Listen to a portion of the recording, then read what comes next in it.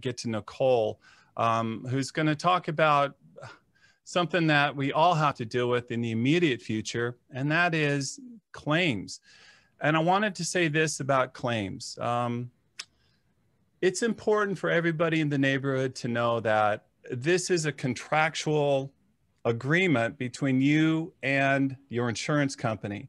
And if you have veterans like me and Kevin that have been here and can talk about 22 years ago, we've been paying into this thing for 22 years. And guess what? I probably won't even meet my deductible.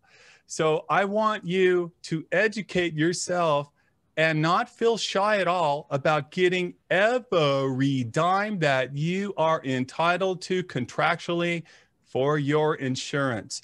And the last thing I want to say is your adjuster and your insurance company is not going to magically know what you lost.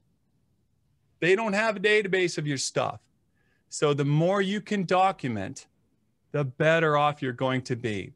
And if you're like me, my house made awful noises Wednesday night of air and bubbling and trouble, and I'm scared I have something wrong under my house. And also my floating tile floors are starting to literally float off the ground now, and I can't get rid of that odor. What I'm communicating there is you have damage that's going to take a while to show up. So don't be in this massive hurry to do your settlement until you educate yourself. And we hear from our special guest, Nicole. And with that, I'll hand it over to Nicole. Great. Thank you so much, Gary. I hope I have just a little bit of your passion that I can convey here. And I want to thank everyone for having me here. I am an attorney who only handles policyholder claims for flood, hurricanes, and horrible catastrophes. And that's all I've been doing my entire career for the humans. This is my wheelhouse, and I want to share with you some specifics so you can feel a sense of calm. You can navigate this process. There should be a book. When you have a baby, they said there should be a book. When you have a flood, there should be a book. Here's what's going to happen.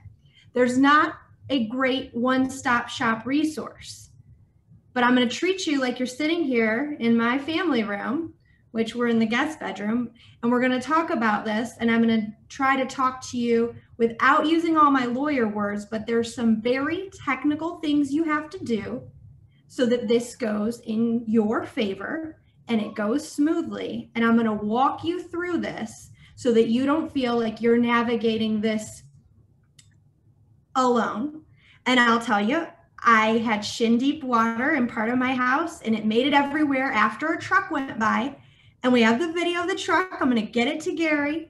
2 neighbors on either side, no damage. Then you skip a house, damage, power out. Just, it's indescribable what happened.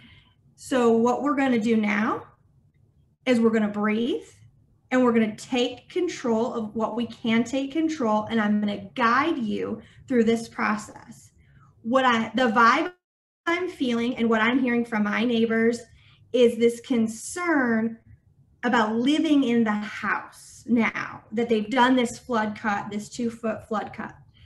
Here's what I want to explain to get things started. You probably bought insurance for a hurricane, a fire, and a flood. Especially if you have a mortgage, they're going to make sure you have those policies. But what you heard there was the keyword policies. You have your homeowner's insurance, which for most of us is also going to cover a hurricane. And that's going to be the trigger when the wind rips off your roof or when the wind breaks your window open. Oftentimes, what we knew with Hurricane Charlie is that you get the hurricane and you get the flood. So you need your special flood insurance policy. And then we try to figure out what's flood, what's wind, and these 2 policies and all the things. Most of the folks I've talked to in our neighborhood haven't had damage from wind. There could be exceptions, but I'm sorry, we're going to have to do another Zoom meeting if you got damage from wind. I'm only going to be able to talk to you about flood. But that wind policy, that homeowner's policy, is where you get your normal coverage for being displaced from your home, to go to the Airbnb, to go to the hotel. Certain private flood insurance policies will have additional living expenses. Let me tell you how many times I've seen it, right? It's not very common. It's probably not going to be on your policy. If your policy has the letters FIP, I can tell you it's not there. Here's what a potential solution is. Potential solution. If your policy with the federal government, that's the National Flood Insurance Policy, if you have one of those, and it could have a different name on it. It might have been written by Tower Hill or Wright Insurance Company, but if you've got dwelling coverage and you've got contents coverage, that's dwelling for the house, contents for your stuff. And I'm going to walk you through how to get your benefits under this. But the adjuster who comes to your property has the ability to tender you a check in advance before you finish. And that's why you can just call them. We can slow it down. You can get paid in advance under your contents coverage. That check is written only to you. Now, they may ask, do you want it under building or contents, or they may not ask you at all. The only reason they may have asked me is because they might have done a little Google search. And you can do that too. If you want to check me out, Google me. I got some videos out there talking about this stuff because I would do this no matter what. I'm so passionate about it. So you're going to ask for a contents advance. Now that means that they've got to be able to eyeball around and see more than $2,000, $3,000, or $5,000, depending on what your contents deductible is, but then they can give you some money, okay? You can use that money to buy essential clothing or to get a hotel. No one's going to come back and check what you spent your contents money on, so long as you don't ever make a second claim for a content item. You can use the money as you see fit and then pay yourself later when you've saved up money and go buy whatever it is that was damaged and replace that. There's no timeline on replacing your items under a flood insurance policy. So you have freedom under contents. This is not going to be a magic wand and it's not going to solve everything, but that is an option. And the other thing I talk to people when they call my office is the Red Cross and reaching out to the Red Cross. And then what we've done on our Facebook page is I have extra pots and pans. Who needs pots and pans? Who needs baby clothes size 0 to 3? And working with our neighbors. And I think that's what makes us stand out from the other communities. Okay, so that's the immediate trying to address that issue. The other thing I will say is, as Gary's talked about, you're going to document your loss. If you think you've taken enough pictures and videos, I want you to do it again. I want you to do it one more time. Show me the damage. If that means that you're showing the edge, close-up, views, take a lot of photos and videos. You don't need to talk in the video and describe it. You need to point and show all the things, and you can do a succinct sentence, but also get the photos. You need both. You're going to show that damage also to the adjuster who comes. You cannot assume that because they know what they're doing and because you have to stay 6 feet away, that they're going to see all of the damage. You're probably not going to see this person and over and over again. So if you're the naggy one, it's okay. Be the naggy one. You might want to take off the plate to your dishwasher at the bottom. That could show how deep the water got in that insulation. You might want to pull out the fridge and look behind it. It's going to show a line. Those are things you can do to help yourself.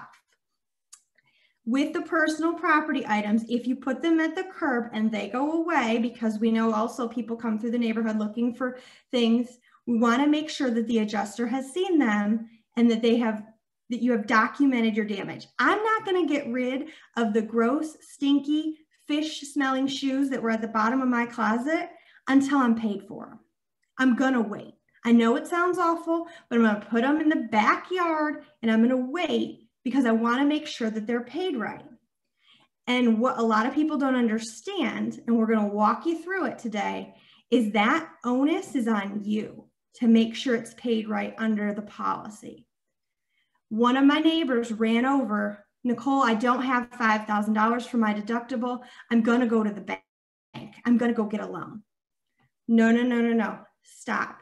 You don't shell out that $5,000 on building or contents. You don't pay that money to anybody. If there's someone asking you for that, that's not the way this normally goes. This should be in the book. The way it works is when this is all settled, the amount you're due is reduced by your deductible for each coverage. It's not an out-of-pocket thing. You don't get that extra money. You don't get $45,000 if you have $45,000 worth of loss. You get 40 because you had a $5,000 deductible. But it's very critical to know that no one should be asking you for cash. Okay, so the other thing is I saw a question about a public insurance adjuster. For 15 years, I've worked with public insurance adjusters. The majority of the claims that I'm on, public insurance adjusters are involved. They are amazing. But here's the thing I will say, and this is what I would tell my family. If you're sitting here with me in the living room, why don't we see how it goes first? If you feel that you cannot do this process on your own because you've got something else you need to tend to, mom's sick, you know, you've got work, whatever it is, go ahead, find a really good one. 10% is the max they can charge you on this. But I would see how this claim is going to go first. And then your rights are not foreclosed. You're not going to lose the option to hire a public insurance adjuster. But there's not very many that are amazing that are taking these kind of claims right now. They want the big losses. So I would work your own, you know, dedicate, it's your claim. Who's going to work harder for you? And if you get stuck, that's an option. Policyholder lawyers are an option. It's not the same if we would have had a hurricane. The policyholders, when there's a hurricane, were paid in addition to your loss. If you had a water loss from a pipe break in the bathroom, I'm paid in addition to your loss. When the flood comes in over the seawall, I am not paid in addition to your loss, and no lawyer is. So that means if you think, well, you know what, I'm just going to get a lawyer, know that they're going to take the money out of those checks as well. You may need it, but for right now, let's walk through this road together. Let's get you what you're owed, and then we'll fight a battle if we have to fight a battle. But maybe just being organized, dedicated, and the resilient Short Acres community that we are, we can do this. So let's get started. I'm going to share my screen. When your adjuster comes, they should provide to you some documentation. They should give you a couple of things. One is the personal property form. And let me know, y'all, is the screen coming in with the PowerPoint? Yes. Okay, great. So I'll stay on track. I'm going to go through these three things. You're supposed to say what you're going to do. This is what I'm going to do. The sworn statement and proof of loss form. This form won't come during the first meeting, but it's critical that this form is done perfect and it's done timely in the event that you're just not paid out and everything's just hunky-dory from the jump, right? Nicole, and I'm not sure if we have the right screen up. Is it showing you here's what I will explain? It says flood claim process, Allstate. It's a website. Oh, no. We're gonna go over here. Yeah, go to share your screen and then it'll tell you which ones you have up. There it is. Okay. There we go. Got it. Great. Okay, so this sworn statement and proof of loss form, you've got to get this right. There's a deadline. Right now, it has not been extended, and it's 60 days from when the storm hit us, which I put on my calendar as the 11th, not the 12th, just to be, you know, you can't be too sure. There's so many rules with filling out this sworn statement and proof of loss form that my boss says it's more complicated than doing your income tax. You got to get it right. You got to deliver it right. And we're going to talk about that in great detail. We may have to have another meeting when it gets closer to the 60 days. Now, if you get a payment undisputed where you just sign off on the adjuster worksheet, you're not going to have to worry about this. But most of the time, they're going to require you to sign a sworn statement and proof of loss. It's going to be for both coverages, and it's going to say, this is my damage. Okay, this is what I'm claiming, and I'm going to write on there, I'm going to sign it, and you're supposed to have it notarized. We'll see what the pandemic brings, We can talk about all this. The main thing to know is understand this form is coming in 60 days. But the personal property inventory form is the only way you're going to get paid for your contents. This form also has to be filled out the right way. The adjuster may say that they'll help you with it and walk you through it. Take that help. Absolutely. I have no qualms with that at all. But here's what you should understand. And I want to share that form with you. My neighbor was given the form. They handed it to her today, right? Which is fine. But they also can make it available to you. All right, can you see this Excel spreadsheet? I don't know why it's not telling me what's being shown like it usually does. Do you have Excel up there, Gary? Okay, good. So this is the form. Because it's here with this drop-down menu, I can pick the room that this item was located in at the time of the storm. If you brought items from outside and put them in the living room, as a lot of us did, trying to get it to the best spot, put that they were in the living room. You need to give as accurate of a picture of where it flooded and how it flooded. The flood policies don't cover things that were out in the yard, but if you brought your yard stuff in the house and they still got wet, you're going to be covered for that. So you pick the room. Stay organized. You're going to start in one room. You're going to do all the items in that room, and you're not going to move from that room until you've looked at everything. And, you know, I moved the trash can and water came pouring out of I didn't even know it had a cavity in the back of the like stainless steel. You put your foot on it. Water's coming out of this. Okay. And this is after they've been there to dry out my house. So you're going to check these things. You're going to look where you didn't think to look. Okay, then you put in the brand or the manufacturer, the model number, the description. All this information is why we don't want to just start putting things out at the curb if we haven't figured all this out. Good news is we're in 2020. When I started doing this as a paralegal and then as a lawyer, we didn't have everything on Amazon. So I was able to go and look at Amazon, okay? I know I bought it exactly 2 years ago and 2 months ago. Here you can put the condition. All right, these are your choices: new, above average, below average, or average.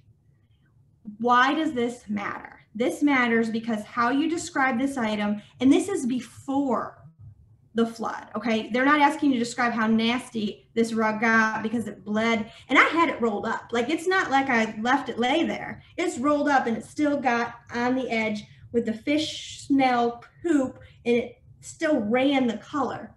But I'm going to put what the rug was like before. That rug in your formal dining room that no one has ever sat on is in above average condition.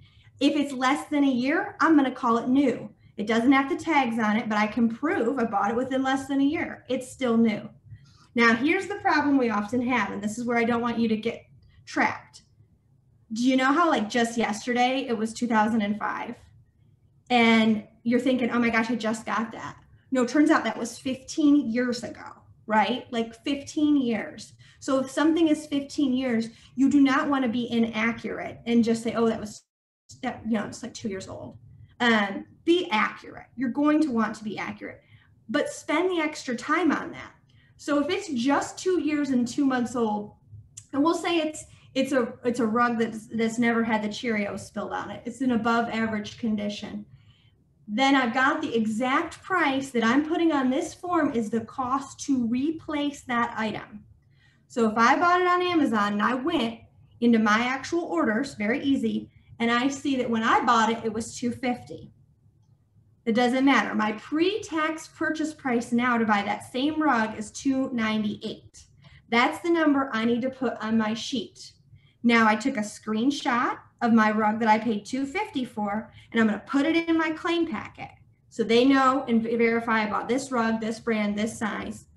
But I'm going to tell them they owe me $298 for the replacement cost, and then they're going to depreciate me because this is a flood policy, and you don't get replacement costs under your standard federal insurance flood insurance policy. They're going to depreciate.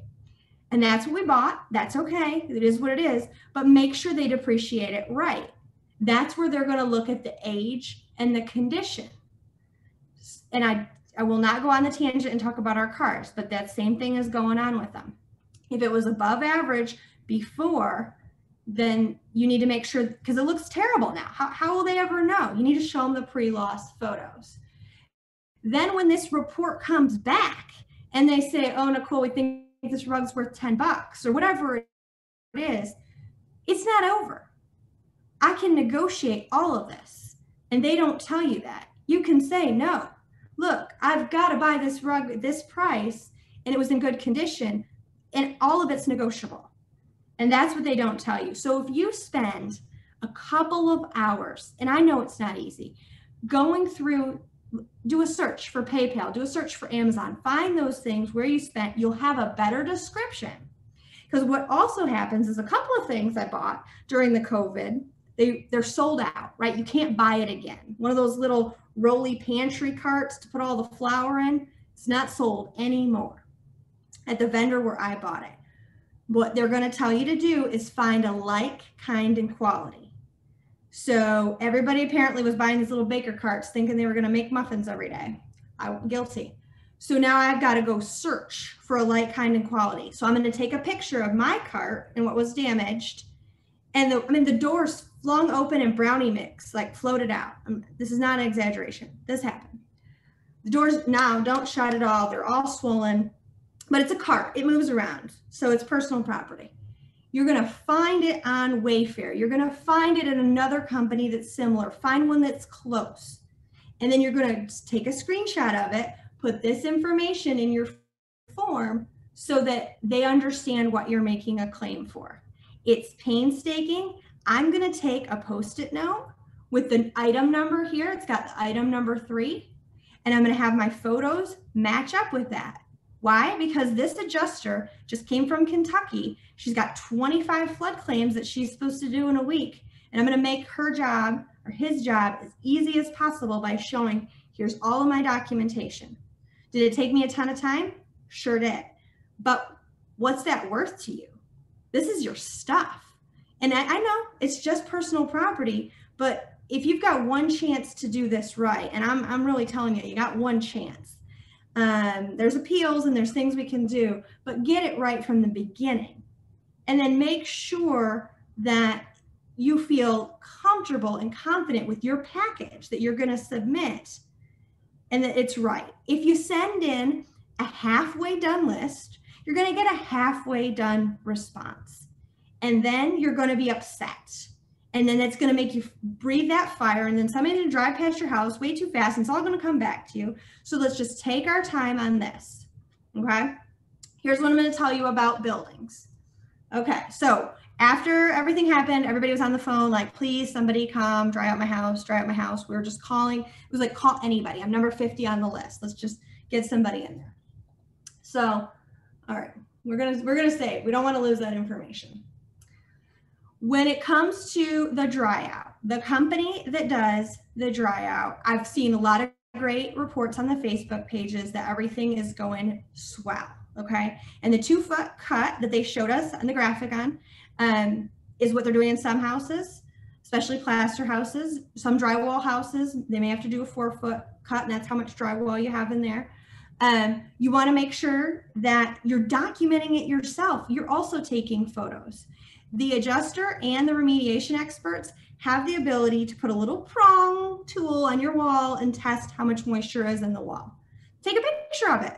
It just said 99% moisture as they're pronging the babies around, right? I'm taking a picture of that because I want them to understand the extent of this damage, because it may be looking and smelling better, right? At some point. We're going to document that. Then what's going to happen is you get to the dry out state. Hopefully it all coalesced with the adjuster. The adjuster is going to come and look at the damage. And they want you to keep a little bit of wet carpet and a little bit of wet pad on your property. You don't have to keep it in the rooms. They want you to keep it on site. You don't want to put it out until they've had a chance to check it. Check all of those things. And then they're going to measure and they're going to write up a scope of how to get you back to normal. That scope should pay for drying out the property, ripping out what needed to be ripped out, and then getting you back to your pre-loss condition. They're going to use a measure called replacement cost value minus your deductible. But there's weird stuff with flood. They handle it weird. Guess what? It's all in the policy, and there's bulletins that come in, and we can deal with all of that. But the main thing to know is the contractor should be gentle. You're not going to get new upper cabinets, not in a flood loss. It's not going to happen. But they're going to pay you if your cabinets have to come out on the bottom. The point of contention is, how is your countertop attached? And I would take photos as they're gingerly taking it out. And if it cracks and it breaks and it can't be reset, I've got my documentation to show the water damage was so bad that it would not allow the cabinetry to be removed without taking down the countertop. These are the issues that are going to be the hiccups in these types of flood claims. All right, so then let's look at an estimate. This is an example. It's not my house. Let me know, can we see the estimate now? Okay, great. So this is a master bath example. And the goal is to be able to read each of these line items, and the contractor should be able to follow these specifications to repair the property and get it back to pre-loss condition. Okay, all of those line items, this master bath, oh, look at this. Okay, I didn't start at the beginning. They're going to put in everything that you need to do. I would have totally forgot that you got to take the towel bars out in order to paint the walls, right? It would just slip my mind, and this is what I do. So having this evaluated and looked at by professionals who are going to actually do the work and who can assist you in this claims process to know, did you get all the right things on the list? Because the adjuster who's doing this, I can tell you ours works temporary basis, about 2 months a year. She got deployed to a flood event, and she hasn't been in this software every day. She's not certified in Xactimate. And so with that concern, I want to make sure it's really going to get all of the things that have been damaged fixed. All too often, we look here at one number. We're scrolling, we see, oh my gosh, you know, maybe this number's $240. We can't do it for that. We can't do it for that. Or maybe we think, oh, $6,000, I would have never spent $6,000 on my bathroom. It's the little one, right? No, that's not the way we need to do it. We need to look at each of these line items to understand the measure of damages. Does it replace us back to a pre-loss condition? Now don't watch this, because this is from a different type of loss where they're going to cover the upper cabinets, but it should fix the property. Now here's what I'm going to do. In my case, in my claim, I've got my house we're stopping the bleeding, right? I think we're getting there. We're getting it all to the point, and the adjuster's been there. She's scoping it. She's writing it all down, and she's going to give me a copy of her list like this for my house. Before I accept it, I'm going to make sure it's right. But when I accept it, because I've paid attention to the documents I've signed, I can hire a different company than the one that came and was trying to get all the water out and taking out the carpet. I have options, and I'm going to know my budget about what my claim has covered me for, so that I can understand, and I'm not just throwing myself to the mercy of this company that happened to be the first one to come dry out my house. The qualifications for a company to come dry out your house can be totally different than the qualifications of somebody who you want putting it back together. Don't feel, and there's no obligation that you do that if you didn't agree to that scope. And my guess is that most of you didn't. And the contract or the agreement was to get the house dry and get it so that the adjuster can come see all the damages. I hope that this gives some information that is helpful, because then what's going to happen is once this number gets agreed upon, and you can get your own information and your own estimates and go to the mat about this. Once it does get agreed upon, that's the information that needs to go on the special proof of loss form. And I'll give you a sample of this form so you can see, but this will be coming. And typically what the adjuster is going to do is they're going to send you this already filled out, and they're going to say, okay, Gary, just sign right here. We got it done. We got it taken care of. We're going to get you closed out. Your family's going to get back to normal and everything's going to be great. And they may really mean it. I'm not trying to say that they're not, but they got to go on to the Smith claim now. So they're trying to close out their claims. You're the only one who knows, you know, this is your only claim. So let's do it right before we just agree and sign off and say, you know what, I should have known better. I'm just really frustrated by this process and it's just too much for me. No. We're going to do it right. We're going to take our time. We've got 50 plus days. We're going to get this done and we're going to sit here and answer these questions so that no one feels like they're in the dark. And I can go on and on and on, but that is the allocated time for today's session. I really appreciate you guys and I'll answer any questions and stay here.